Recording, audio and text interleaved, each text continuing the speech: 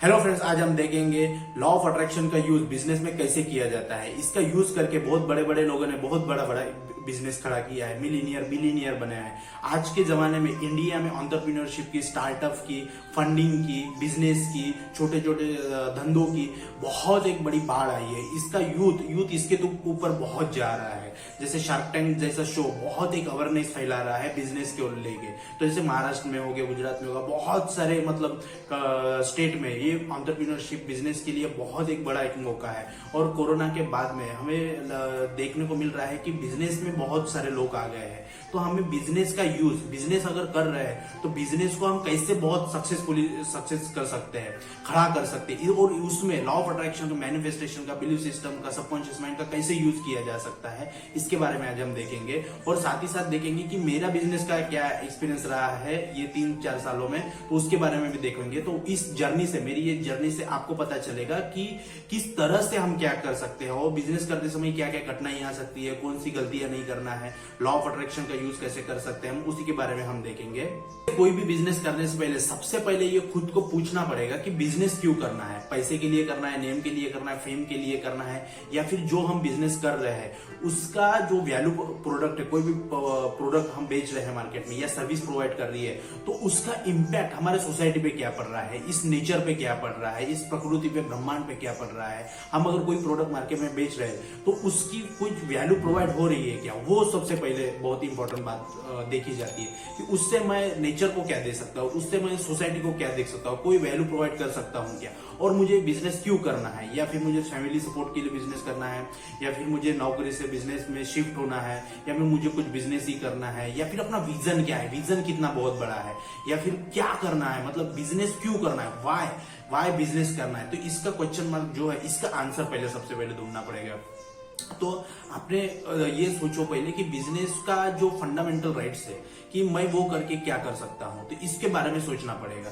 और हम ये एक बिजनेस में देखा जाता है, जैसे आप सोचते हो वैसे ही चीज आप अट्रैक्ट करते हो, वैसे ही जैसे आपका बिलीफ सिस्टम होता है वैसे ही आप देखते हो। तो आपको सबसे पहले देखना पड़ेगा कि क्यों हमें बिजनेस करना है। उसके बाद में देखना पड़ेगा कि इस बिजनेस को मैं कैसे सस्टेन कर सकता हूँ। ये इस बिजनेस करने के लिए स्टार्टिंग में कोई भी जब बिजनेस करते हैं उससे पैसा नहीं आता है, आएगा भी तो बहुत थोड़ा बहुत आएगा। और हमें ये देखना पड़ेगा कि हम क्यों बिजनेस करना चाहते हैं और उससे कितना टाइम तक हम सस्टेन करना चाहते हो। और उसमें देखो कि आपके पास में फंडिंग कितना है। फंडिंग बहुत इंपॉर्टेंट है, ऐसा नहीं। और इसमें ये जो जब भी आप बिजनेस करते हो तो बिजनेस में कर्मा का बहुत बड़ा एक सिद्धांत है। आप अगर एथिकल काम करते हो, एथिक्स के साथ काम करते हो, तो आपका बिजनेस थोड़ा स्लो चलेगा, लेकिन एक टाइम ऐसा आएगा कि आपकी रैपिड सक्सेस हो जाएगी। और आप अनएथिकल काम से अगर बिजनेस करना चाहोगे तो मजा नहीं आएगा। कोई अपनी जमीन बेच के अगर बिजनेस करना चाहे, ये किसी का दिल दुखाकर पैसा लाया है, किसी का फंसा के पैसा लाया है, फिर उसका बिजनेस में लगाएंगे तो हम बहुत बड़े बन जाएंगे, ये चीज कभी काम नहीं आएगी। क्योंकि बिजनेस जो किया जाता है वो प्योरली बिजनेस किया जाता है। इस पे कर्मा का सिद्धांत बहुत काम करता है। आप अगर किसी का बिजनेस में किसी का गलत करोगे तो आपका भी आगे जाके बिजनेस में गलत हो जाएगा। किसी को धोखाधड़ी करके बिजनेस नहीं करना चाहिए। तो इस प्रकार से ही बिजनेस का ये कॉन्सेप्ट है। तो जब भी मैंने देखा है मार्केट में, कोई भी अगर बंदा किसी का गलत करके आगे अगर निकल जाता है तो उस टाइम के लिए तो आगे निकल जाता है, लेकिन कहीं ना कहीं वो पीछे आ जाता है। तो यही एक बिजनेस का फंडा है। और बिजनेस का दूसरा एक फंडा है कि मार्केट बिजनेस का एक ही सीधा सा एक सिद्धांत है कि कितना हमने डाला और कितना हमने निकाला, हमने कितना इन्वेस्ट किया और वहां से हमने कितना प्रॉफिट कमाया। तो इस तरह से इसका मतलब एक प्रिंसिपल्स है बिजनेस के। और इसका लॉ ऑफ अट्रैक्शन में कैसे यूज कर सकते हैं, जैसे हम देखो कि अभी हमने तो देखा बिजनेस के फंडामेंटल्स राइट्स देखे, तो अभी हम डायरेक्टली बात करेंगे कि लॉ ऑफ अट्रैक्शन का यूज कैसे किया जाता है बिजनेस में। जैसे आपको समझ लो किसी की क्लाइंट को अट्रैक्ट करना है, किसी को कॉन्ट्रैक्ट लेना है, क्लाइंट को अट्रैक्ट करना है, तो उसके लिए आप अफर्मेशंस कर सकते हो, आप लिख सकते हो। जैसे भी कोई भी क्लाइंट है, बड़ा क्लाइंट है, तो उसकी एक डील फिक्स करनी है, तो आप उसको विजुअलाइजेशन कर सकते हो, उसके बारे में लिख सकते हो, उसके बारे में मेडिटेशन में इंपल्स आते हैं, मेडिटेशन में उसका विजुअलाइजेशन कर सकते हो, उनके बारे में सोच सकते हो। आप सोच के विजुअलाइज करके और पॉजिटिव एक्शंस लेके उस एक्शंस को, मतलब उस क्लाइंट को अट्रैक्ट करने के लिए क्या क्या किया जा सकता है, विजिट करवा सकते हैं आप उनको, मतलब एक अलग से कुछ अपने कंपनी का विजिट करवा सकते हैं, आप उनको कुछ डिजाइन दिखा सकते हैं, आप कुछ पास्ट के एक्सपीरियंस दिखा सकते हो और ये पॉजिटिवली दिखा सकते हो। और उसके बाद में लॉ ऑफ अट्रैक्शन एक्शन तो करना ही है आपको, लेकिन उसके बाद में आपको पॉजिटिव थॉट्स क्रिएट करना है कि मैं कर सकता हूँ, उससे डाउट क्लियर नहीं करना है। तो इस प्रकार से विजुअलाइजेशन टेक्निक से भी आप अपने क्लाइंट को अट्रैक्ट कर सकते हो। और दूसरी चीज, आप सेलिंग में कि हमारा इतना मटेरियल बिक चुका है, इस ये ट्रिक से भी हम ये कर सकते हैं। बहुत बड़े बड़े लोगों ने ये ट्रिक अप्लाई की है। तो इसको बहुत मतलब जैसे आपके कुछ प्रोडक्ट्स है तो इसको सेल करना है, तो नहीं सेल होगा कि या डाउट रखना, ये नहीं। आपकी प्रोडक्ट की क्वालिटी अच्छी है तो हम बहुत अच्छे तरीके से मार्केट में ये कर सकते हैं, सेल कर सकते हैं, इसका विजुअलाइजेशन कर सकते हो, स्क्रिप्टिंग्स कर सकते हो, तो कभी कभी मिरर टेक्निक भी कर सकते हो इसमें। तो ये सारी चीजों का मिलाप है। और इस करने से क्या होगा, तो ये आप बोलोगे कि तो ये मिरर टेक्निक करने से, स्क्रिप्टिंग करने से हमारा प्रोडक्ट बिक जाएगा। तो बिक जाएगा, कैसे बिक जाएगा? क्योंकि ये प्रकृति आपको सपोर्ट करेगी। अगर आप में ऑनेस्टी है, बिलीव आपका अगर अच्छा है, तो ये प्रकृति आपको सपोर्ट करेगी। कोई तो भी ऐसी डील हो जाएगी, जो एक ही ऐसी डील हो जाएगी, दो ऐसी डील हो जाएगी कि आपका पूरा मटेरियल मतलब सेल हो जाएगा। तो इस प्रकार से, क्योंकि ये प्रकृति, जब भी आप ऑनेस्टी से कोई भी काम करते हो तो ये प्रकृति आपको मतलब हेल्प करती है। कैसे आपको लोग मिलेंगे मार्केट में जो आपके बिजनेस को ग्रो करने में, कोलैबोरेशन करने में, ग्रो करने में मदद करेंगे। तो अगर आपका कर्मा अच्छा रहेगा तो आपको प्रकृति हेल्प करेगी। तो प्रकृति कैसे हेल्प करेगी? तो कैसे किसी ना किसी तरह से, किसी न किसी माध्यम से आपको किसी बंदे से मिलवाया जाएगा, कोई बंदा मिल जाएगा जो आपको बिजनेस में बहुत एक हेल्पफुल साबित हो सकता है। तो इस तरह से आप लॉ ऑफ अट्रैक्शन का यूज कर सकते हैं। और जैसे वाटर बॉटल टेक्निक होगी, 3x टेक्निक होगी, और बहुत सारी 369 टेक्निक होगी, ये सारी चीजों का हम बिजनेस में यूज कर सकते हैं। और दूसरी चीज हो गई कि मेरी कहानी कैसी है, मेरा एक्सपीरियंस क्या रहा, इसके बारे में हम देखेंगे। कि जैसे मैंने 2021 में ये कंपनी चालू किया था, भारत इलेक्ट्रिकल इंडस्ट्रीज। जैसे ये मेरा कंपनी का विजिटिंग कार्ड है, ये आप देख सकते हैं, ये मेरा कंपनी का विजिटिंग कार्ड। तो इस कंपनी की जब हमने स्थापना की थी तो तब क्या हुआ था, क्योंकि हमारे फैमिली में कोई भी बिजनेसमैन नहीं था, हमको कोई भी बिजनेस का मतलब एक्सपीरियंस नहीं था। तो जब भी हम कभी भी बिजनेस में आते हैं तो हमें मार्केट में लूटने के लिए सारे लोग तैयार रहते हैं। तो हमें बहुत एक शातिर तरीके से बिजनेस में स्टेबल रहना पड़ेगा स्टार्टिंग में। तो क्या हुआ कि मैंने जब बिजनेस चालू किया तो स्टार्टिंग में जब कोरोना का काल चालू था तो मैं फॉरेन से आया, तो मेरे पास फंडिंग थी। तो ये फंडिंग बिजनेस चालू किया क्योंकि मेरा खुद का पैसा था और जो मैं खुद ही लगा रहा था, मैं किसी किधर से पैसा लिया नहीं था। तो ये जब मैंने कंपनी की ये सारी चीज की तो सबसे पहले बात आई ट्रेडमार्क का। जो मेरा प्रोडक्ट था, प्रोडक्ट का ट्रेडमार्क, क्योंकि हाँ खुद के ब्रांड का प्रोडक्ट बनाना था। तो सबसे पहले हमने क्या हो गया, क्योंकि एक्सपीरियंस तो था ही नहीं, तो गलत सीए हमने चॉइस कर लिया। गलत सीए के पास में गया तो उस बंदे ने हमको प्रॉपर इंफॉर्मेशन नहीं दी और हमारा जो ब्रांड का नाम था और वो गवर्नमेंट में हमारा रिजेक्ट हो गया।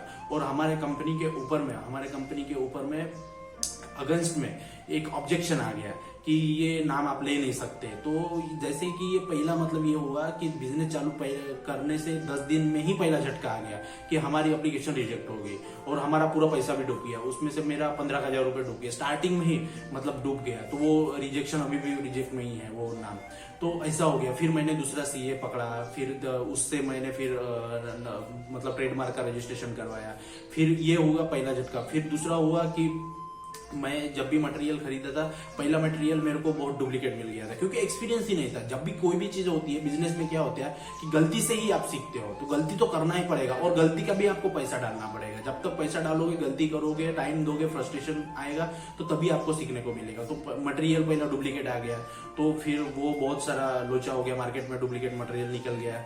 फिर बहुत सारा रिप्लेसमेंट भी आया कि बहुत मतलब ऐसा थोड़ा सा स्टार्टिंग में ही पहला ही कंसाइनमेंट, पहला ही ऑर्डर गलत निकल गया।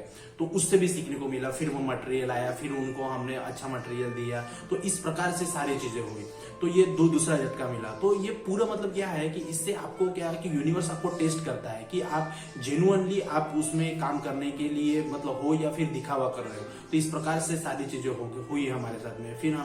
फिर उसके बाद में से कोरोना की सेकंड वेव आई, थर्ड वेव आई, तो इसमें भी सस्टेन करना पड़ा। तो इसमें भी बहुत सारा पैसा डाला, फिर डाल रहे थे, पैसा निकल नहीं रहा था, माल जा नहीं रहा था, पूरा नुकसान में नुकसान जा रहा था। लेकिन क्या होता है कि आप में बिजनेस करने की शिद्दत कितनी है, क्योंकि जब भी मैंने एक एक्सपीरियंस किया, जब आप मेहनत करके खुद के बिजनेस में पैसा डालते हो तो यहाँ पे बहुत ज्यादा पेन होता है। क्योंकि क्या है कि खुद का पैसा जाता रहता है। तो बहुत मैंने एक देखा कि स्टार्टिंग में बहुत इनकम नहीं होती है वो, और नहीं भी होती है।